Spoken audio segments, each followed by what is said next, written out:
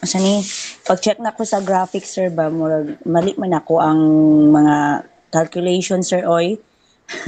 Then nag-usab ko sir from the very beginning kay na nakasave mag-video akong isa ka classmate namo diri din ako pod last week.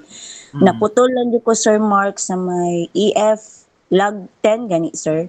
EF Oo. underscore log 10 then the rest na mo to murag dito ko nagkamali sir na mali-mali na akong mga tables ug sa frequency tables gani sir. Pwede makahangyo sir Sige, maka ano lang, I will extend the review lang ko sa submission. EF log 10. Sige. But Thank you you need kayo to, sir. rerun lang the data. Apo. Kalimutan ko sa link, no? Iisa ko na lang nato later. Tanan-tanan nyo na output. I-send mo later sa Sige link. sir, thank you kayo sir. Dali lang ha. I will present my PPT first. Saan ba nila?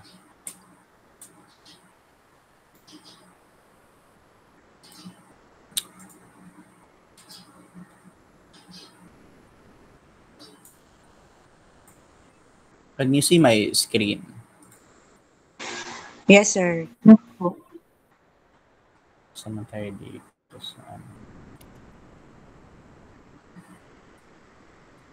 Okay, we will talk about your regression. Okay. Okay, linear regression. What is this regression analysis? So when you say linear, no, usually it is widely utilized form and a fundamental statistical approach, no, for predictive analysis. So pag sinabi mong linear regression, common siya ginagamit sa mga forecasting, okay, forecasting of events.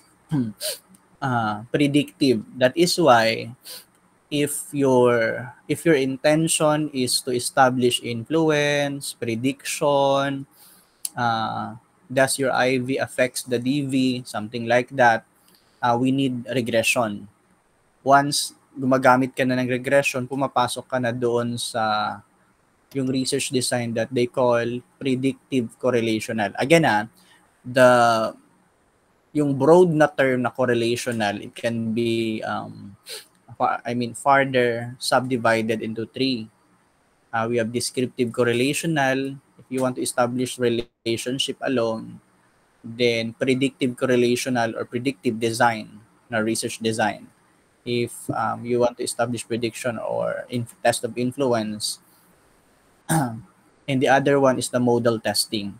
Modal testing is a higher form of correlation din, wherein madami na siyang mga variables.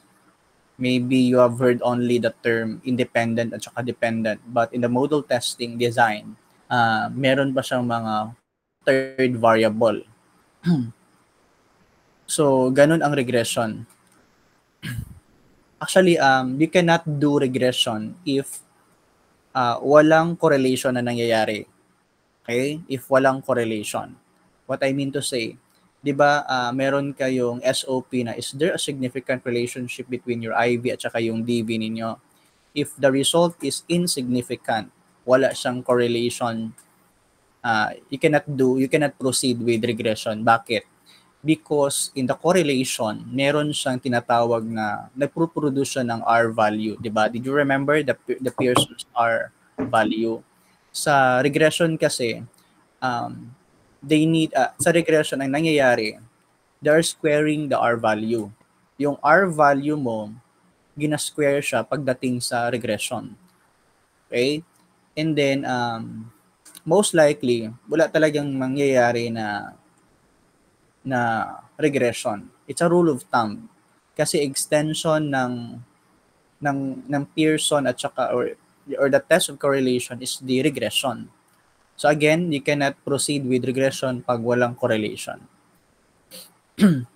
So again, it is used to predict the value of the variable based on the value of another variable. IV does your IV predicts the DV, something like that. So naming of the variable. So nag-iiba-iba yung pangalan ng variable pagdating sa regression analysis. In some statistical textbook, no, the term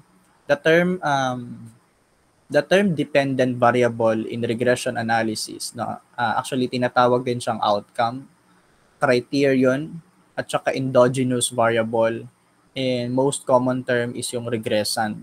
There's some statistical software that they use the term endogenous. Okay? Sa mga structural equation modeling like mediation analysis or moderation analysis, actually merong touch ng regression doon. And sometimes you can hear the term regressant. So regressant is another term for dependent. The IV or your independent variable, ang other name niya is exogenous. Okay, exogenous na variable. So exogenous, that's a common term. And sa SPSS kasi they're using also the term, before kasi the version is lower than 27. Gumagamit din before ng term na predictor or regressors. Okay? Any of this term can mean the same about independent variables. So types of regression, actually ang daming regression, ang daming klaseng regression. Just to share lang ha, yesterday I sit in as a panel for a master's thesis. Then I question about the use of the proper use of regression. Ang situation niya kasi, the data, the dependent variable is binary. Okay, binary or dichotomous. The independent variable is set as a continuous. Okay. Specifically, it is an interval na variable. So, he want to establish kung may influence ba yung IV niya towards the DV. The DV is set as dichotomous or binary kasi yes or no ang pag-answer. So, ang ginamit niya is linear regression. Actually, linear regression in that case,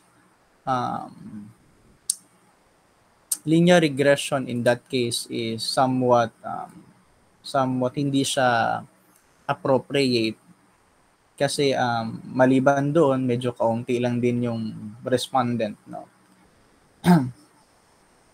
he is planning to increase it.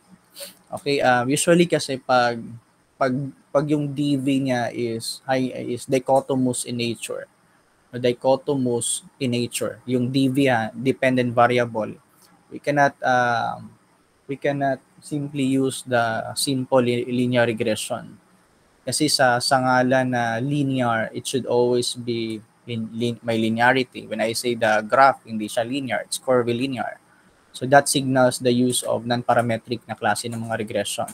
Semi-parametric, semi-non-parametric, that is your logistic regression. So logistic should be the appropriate na statistical approach in that case. Kasi nga, the DV is dichotomous. So pag binangga mo yung DV mo na dichotomous towards your independent variable na it is continuous, can either be interval or ratio or dichotomous to dichotomous, we can use binary logistic regression or in simple terms, logistic regression. So why it is very important to know the types of regression? Simple linear. So madali lang maintindihan ang simple linear. Please bear in mind that when you say simple linear regression, pag may mga term na linear, no, usually they're highly parametric. So intindihin mo yung mga sinabi ko before, yung mga test of mga assumptions. No, we need to test the normality, homoscedasticity, etc. So simple linear kapag meron ka lang isang IV at saka isang DV. Please bear in mind that the dependent variable in the case of simple linear regression should always be continuous. Continuous, it means to say pwedeng interval or pwedeng ratio. And independent na variable should be interval or can either be ratio or interval or continuous, or pwede din siya yung dependent variable mo dichotomous. Okay? Multiple naman kasi yung predictor mo medyo madami na, no? 2 or more na independent variable. Okay? 2 or more na independent variable. Okay, the independent variable should still interval. interval. Same with the case of simple linear. So in-extend lang.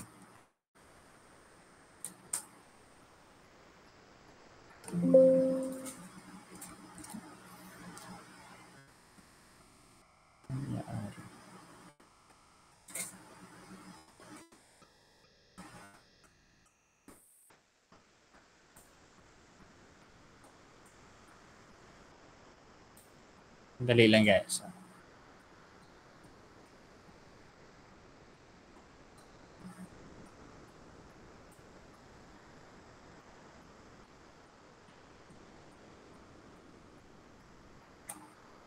Okay.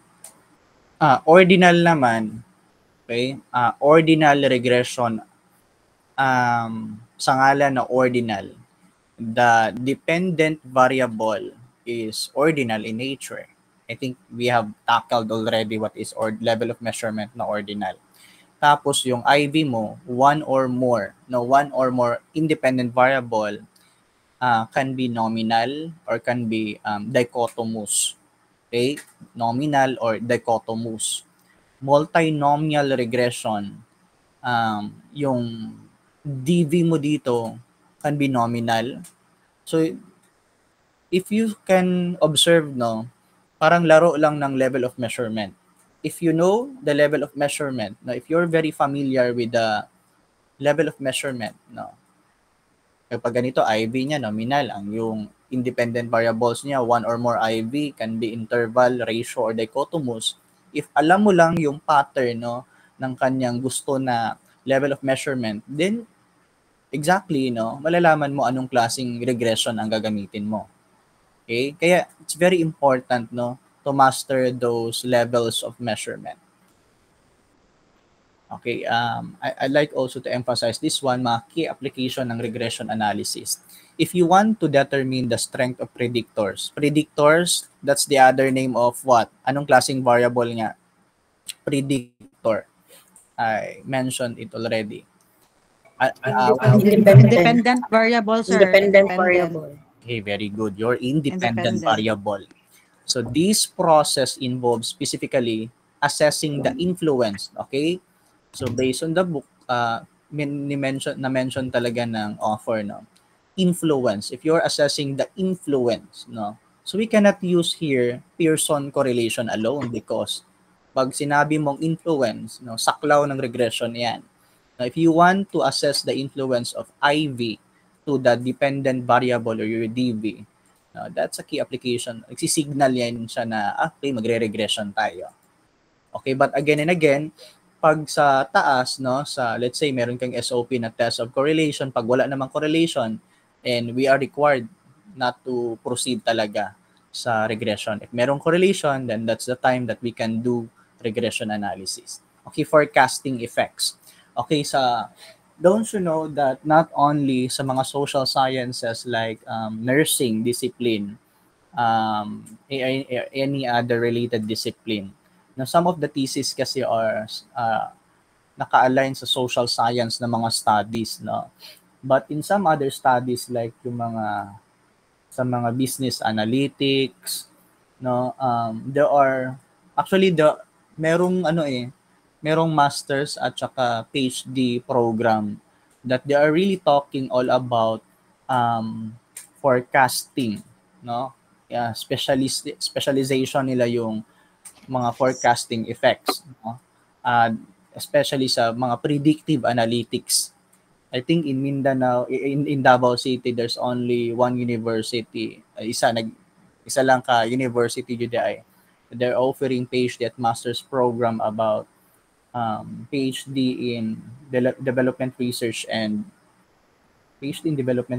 administration. And one of the core curriculum, no, I mean, mga subjects talaga nila, it's all about mga predictive analytics, no? Magaling sila sa regression. And I think USEP is offering that, no? PhD and master's program nila sa PhD in research development and administration. Yan. Maganda 'yon kasi bombarded lahat sa statistics. Doon sila nag-excel. mga ganun na mga klase na studies, mga time series na design, they want to forecast after this, etc. Mga, let's say they are set to forecast a series of events, and they're using series regression, etc., etc. It's all about predictive analytics. Let's say, for example, if you want to predict the changes in the independent variable, no, predict how changes in one independent variable impact the DV. For example, a typical question might be, what is the expected increase in sales revenue for every additional $1,000 spent on marketing? Don't even in the uh, if you want to predict, to forecast, no, kung gaano kataas ang i-increase niya, no, nalalaman din, no, nagbibigay ng value yung regression table, no, ano yung pwede niyang ma-increase, gaano kataas, no, and later on I will explain that saan doon sa table na nagbibigay siya ng implication, no, okay, kung ganito ang value niya, ganito lang pwede niyang itaas, no, gaano kataas ang gina-offer sa IV towards DV.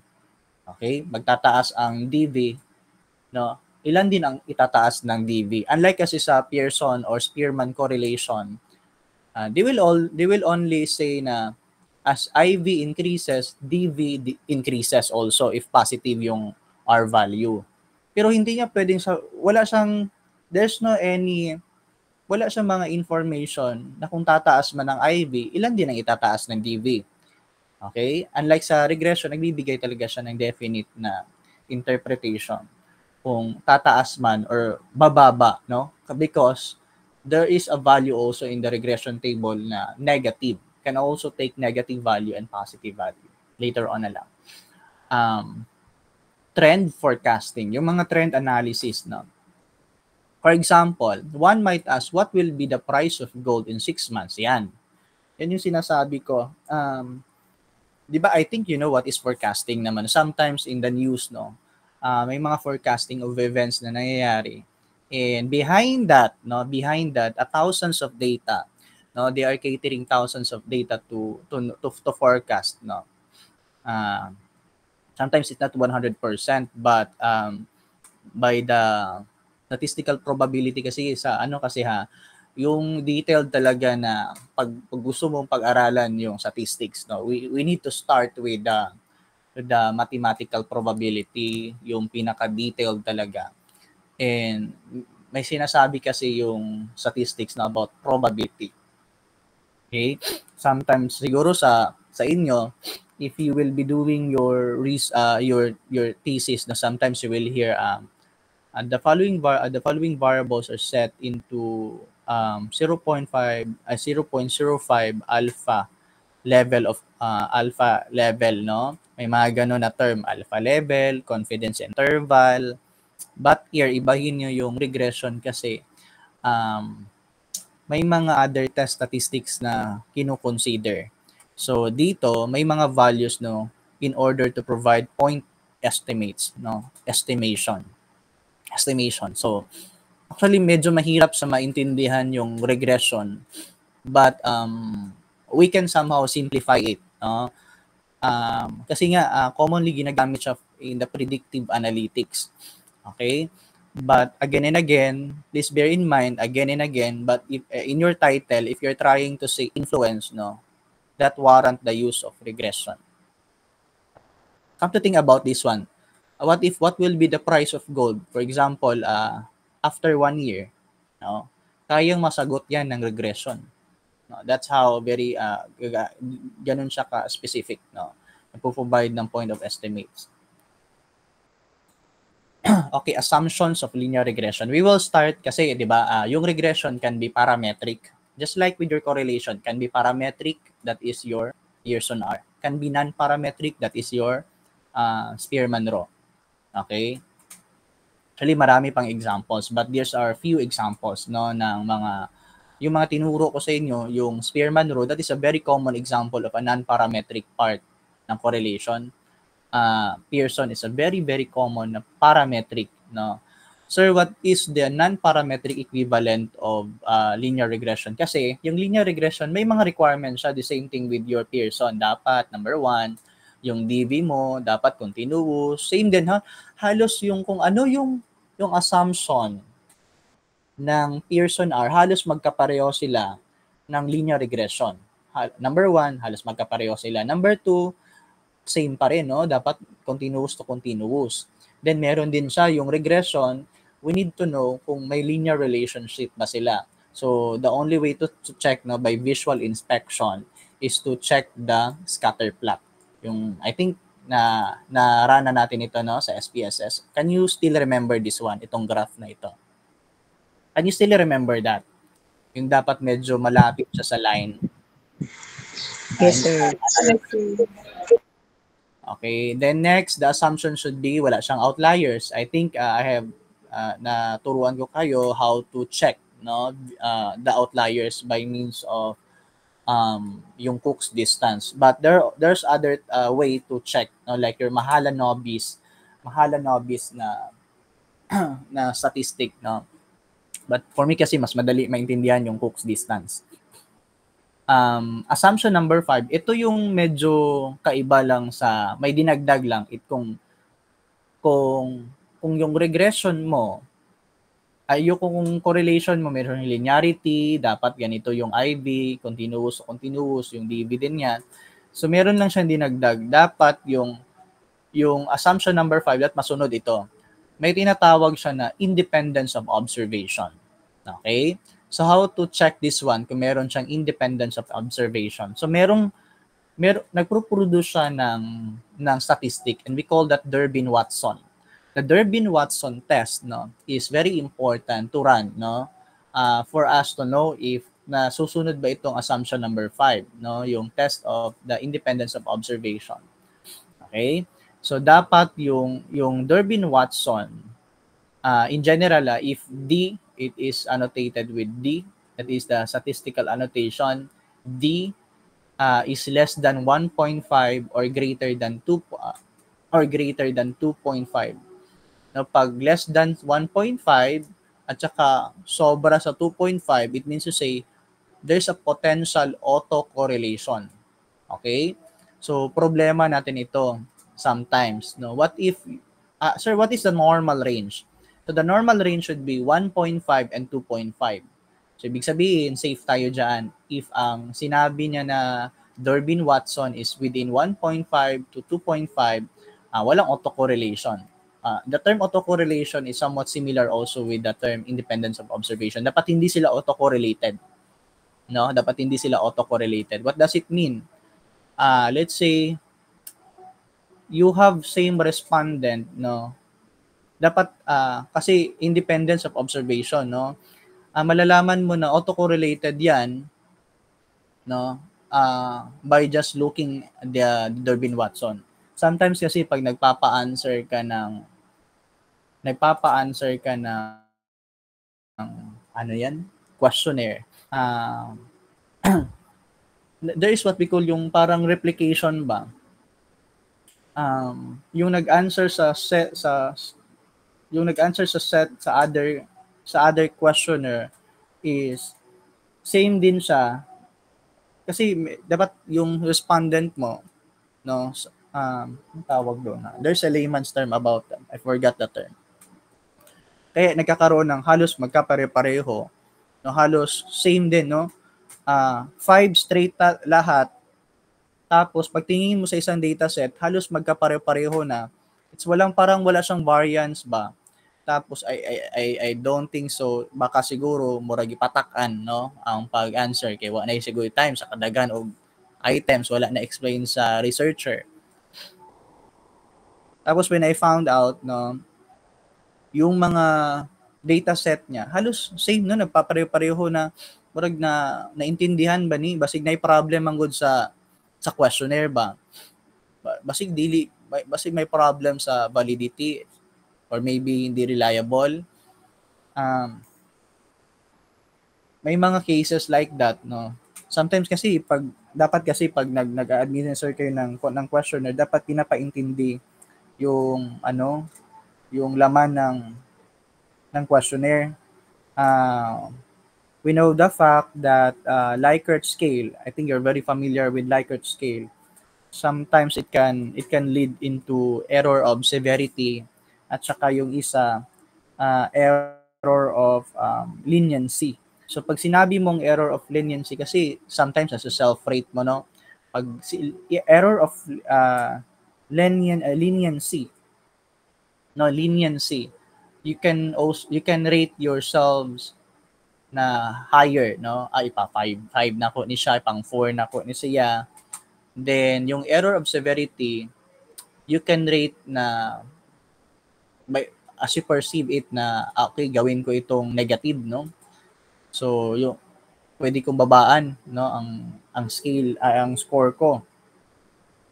At least sometimes to prevent that, no, kasi sometimes no nag-i-interpret ka na you're not 100% sure kung maganda bang implication pag ganon. Okay? So doon pumapasok sometimes to prevent that kind of bias, we need to corroborate that with qualitative design.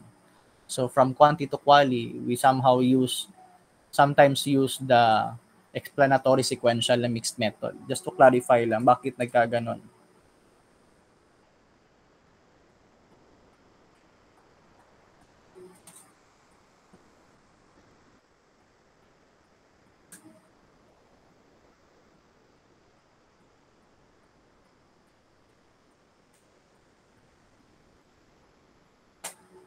So again, tandaan pag autocorrelation, it can affect your conclusion. So sometimes nagkakaroon ng faulty interpretation sa pag may problem tayo sa assumption number 5.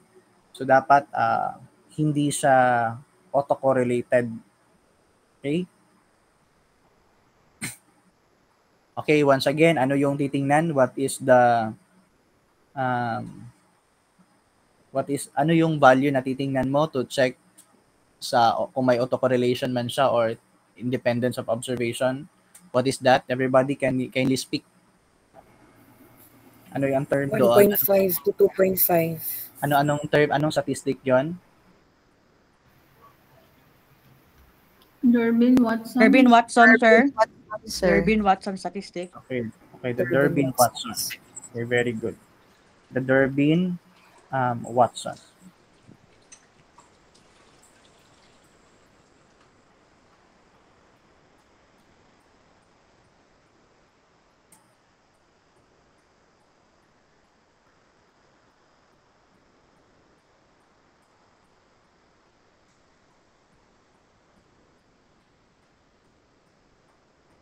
Okay, next is yung maganda din ito. Sir, yung IV ba no, meron kang independent variable. Tapos gusto mo IV to IV. No? Sir, i-correlate na ko ni siya. Nabay correlation akong duha ka IV. Maganda itong tanong, no. One of the complication, no, pag gusto mo siyang i-correlate, no, and also to test the influence, isa din siya sa culprit talaga na kapag IV to IV, nagli-lead siya into multi-collinearity. So, bawal din ito sa regression actually. Isa sa mga culprit niya is you want to establish correlation or test of influence between your independent no IV to IV. So, tinitingnan din natin kung nagkakaroon ba ng multi-collinearity yung data mo. So, anong titingnan mo sa regression table? There's a term in the regression called tolerance. Now, it measures the influence of one variable on all other independent variables. Now, the tolerance is calculated, no, like this one. T is equivalent to 1 minus R squared.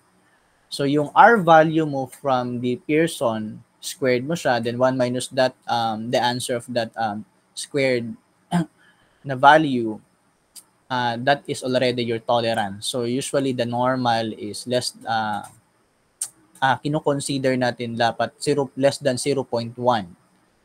Kapag kasi masyado siya mababa, like less than 0.01, there certainly is, no? May ano talaga tayo, may problema tayo sa pag-establish na dapat hindi siya multicollinear.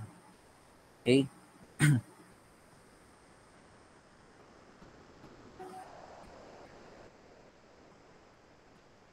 Asa na to dati? Another thing is your VIF, no? For me kasi dalawa yung tinitingnan ko, the tolerance at saka yung VIF, or the variance inflation factor. Okay, the variance inflation factor. 1 over t. Kung meron ka ng tolerance, you need to divide 1 by t. So usually the BIF, no, in some textbook kasi meron siyang different, it depends on the author. But I'm using this cutoff value. That if the BIF, the variance inflation factor, is more than 5, so indikasyon yun baka may multicollinear sa mga variables mo. If the VIF is more than 10, no, so masyadong matindi, no? Meron talagang nangyayari na multicollinearity. So anong gagawin, sir, pag let's say for example, autocorrelated, pag madami na siyang nababiolate na assumption. So ang gawin mo, merong statistical remedy. Still pa rin, we can do data transformation. No? That's the only thing. Kasi sometimes kapag hindi normal na yung data, naapektuhan yung ibang assumption. Okay? Pero hindi siya 100% talaga na ganun yung pattern niya. So ang ginagawa, sometimes nagpo-perform tayo ng bootstrapping or any forms of statistical remedy para lang ma-correct. Or another culprit is baka may mga outlier sa dataset mo. So dapat tanggalin natin yung outlier para hindi madama yung ibang assumption. Okay, assumption number 6, dapat yung variances mo dapat homogeneous, no? It's not identical, no? It's not exactly na dapat magkapareho yung mga variances mo. So mayroon tayong term na homoscedasticity. Maybe you have heard in some textbook like heteroscedasticity. So ano ba ang kailangan sa regression? Homoscedasticity or hetero? The best answer is homoscedasticity. Dapat homogeneous. So pini-prevent natin na dapat hindi siya maging heteroscedastic yung data mo. So madali lang siya matingnan by just looking, no, yung scatter plot, no?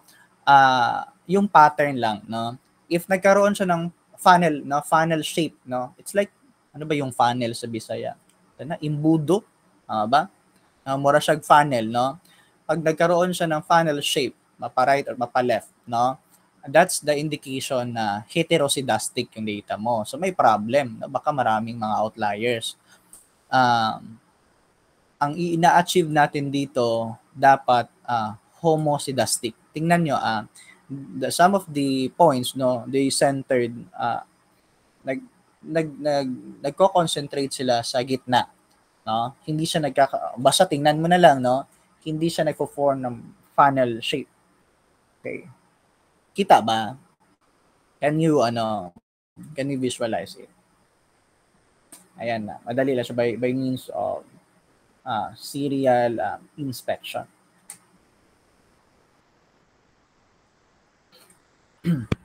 Visual inspection. Ano pa ba?